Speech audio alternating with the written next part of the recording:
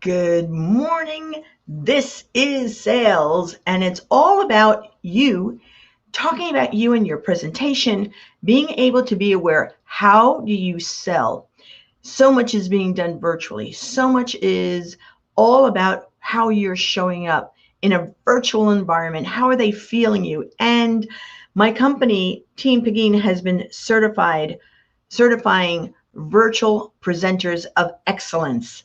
And in that experience, where we have 4 people who are evaluating people who have submitted their information to be selected as virtual presenters of excellence, what I've learned is there is a system, there is a real system of great virtual presenters. And I want to talk to you about that today. I want to share with you some of the 7 things that we've noticed and seen in sharing and educating and being educated and evaluating these presenters.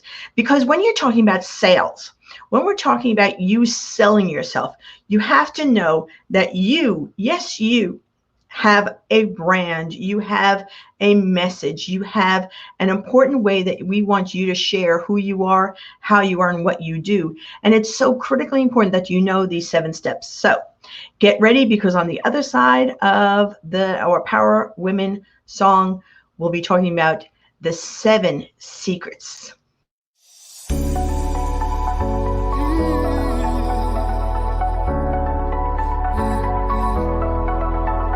We're bold, brave, seen, heard. We're paid well, bold, brave, seen, heard. We're power women. I'm a power woman,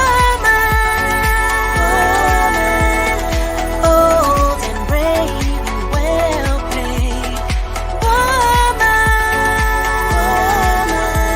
I'm seen and heard, a great leader. Woman, we're experts and leaders, expanding together as woman, connecting and growing, we're powerful. Power Women.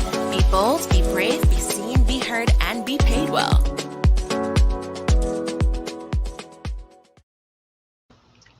All right, so here we go on the missing elements. What do excellent presenters do that everybody needs to learn? And so I'm going to go through this with you and hope this helps you be a more effective and powerful virtual presenters. The first, this is so funny. So one is the power of the camera.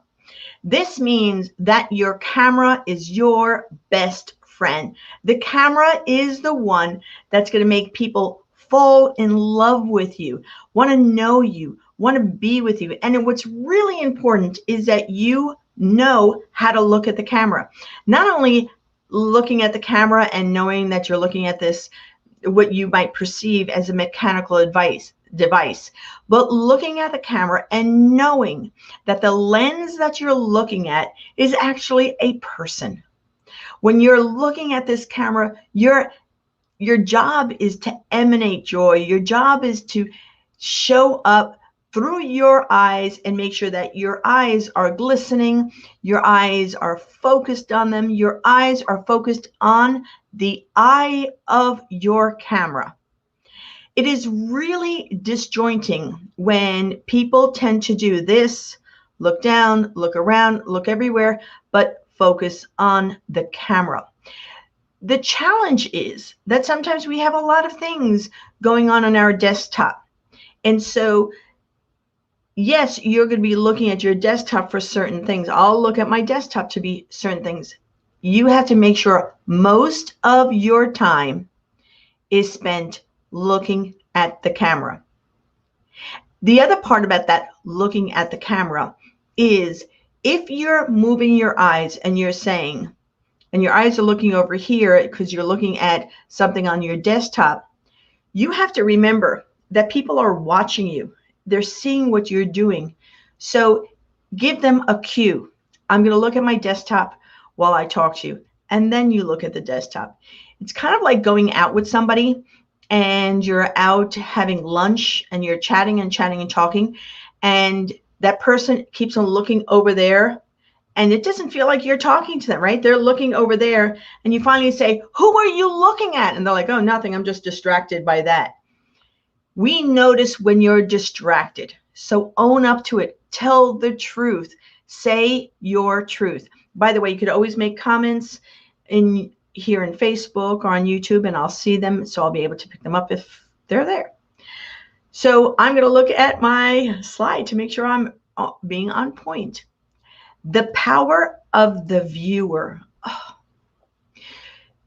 One of the things that we forget when we're presenting is on the other side of this lens are people who are watching you. And in this environment, not only are people watching you, they see everything. They see your hair, your eyes, what you're wearing, how you're showing up. And so it's really important when you're looking to do a presentation, or even if you are participating, I see you. And when I see you, you want to make sure that we see you in the way you want to be seen. I have to remember that I have a viewer on the other side. And the viewer on the other side is my most important person. You are my most important person. When we're doing this virtual, I'm not talking to a whole group of people. I'm speaking directly to you. Therefore, my language has to be to you. My awareness has to be to you.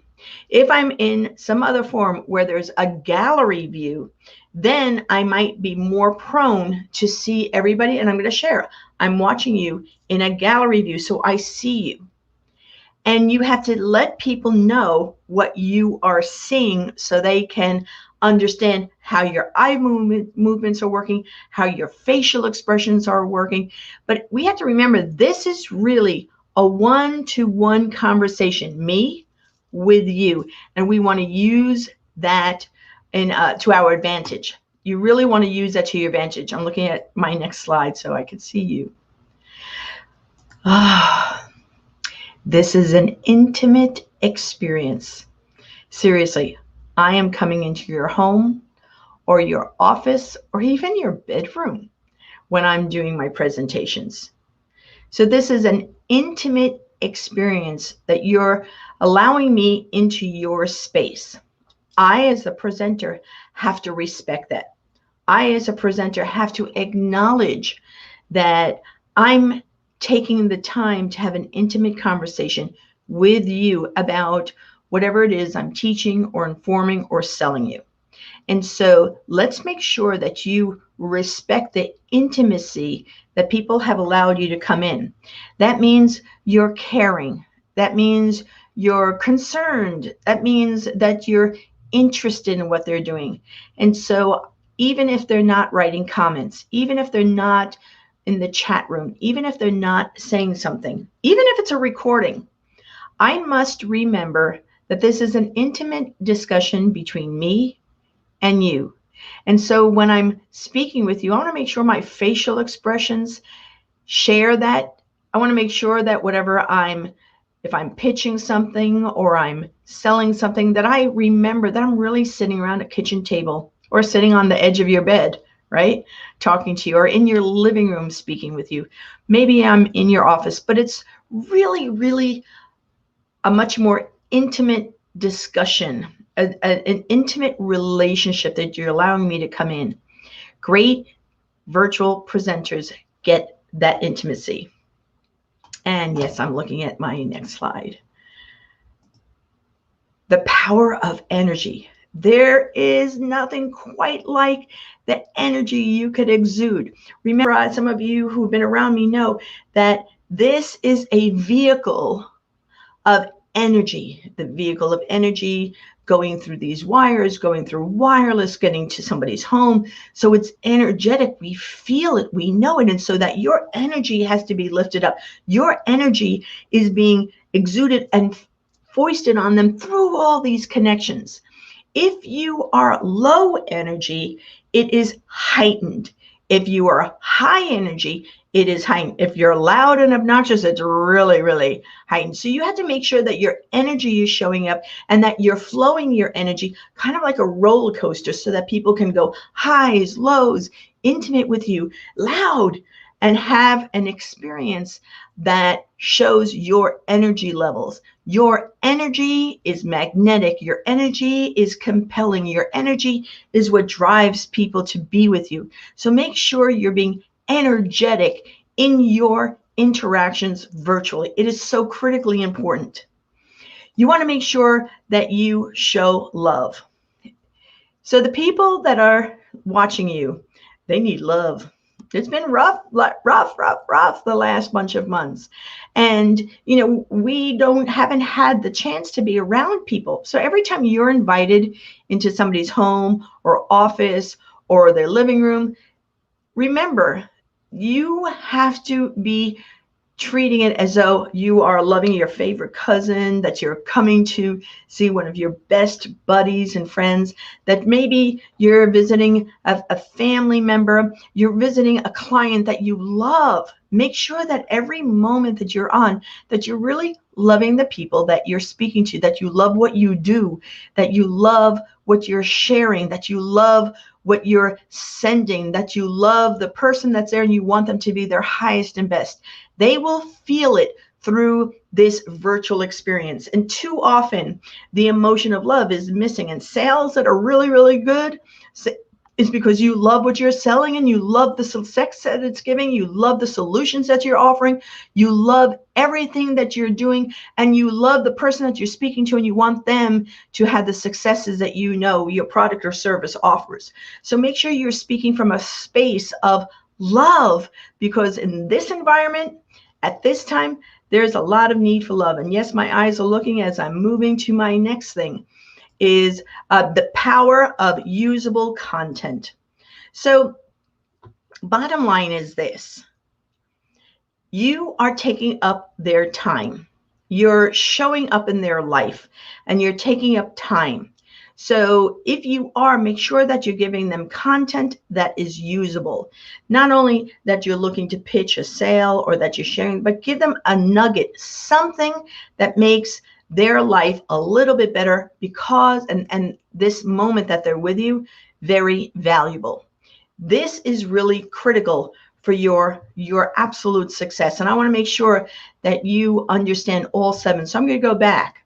We have the power of usable content, the power of love, the power of, I forgot the power of engagement and low-cost tech. Let me just cover that for you. You don't have to use a whole bunch of bells and whistles, really, to get the message across. You just need a power of engagement, asking them questions. Why don't you comment? What do you think? How's it going? Share what you're thinking about it. Comment below. Make sure that people can comment and share that you're looking for engagement. You don't need high tech. You could, how are you feeling about this presentation? High or low? Use your body language to help them communicate. Maybe ask them to raise your hands. How many of you are doing great? Out of 5, 4, 3, what are you doing? Use hand movements. One thing I found out when we were evaluating some of the virtual presenters, they used lots and lots of hand signals and comment ways. They used lots of paper and props in their activities. Are you ready to be saved? They use props. It was really fascinating to see. So use those, because we found that was highly engaging. 4 was the power of energy. 3, the power of the intimate. 2, the power of the viewer. And finally, the power of the camera.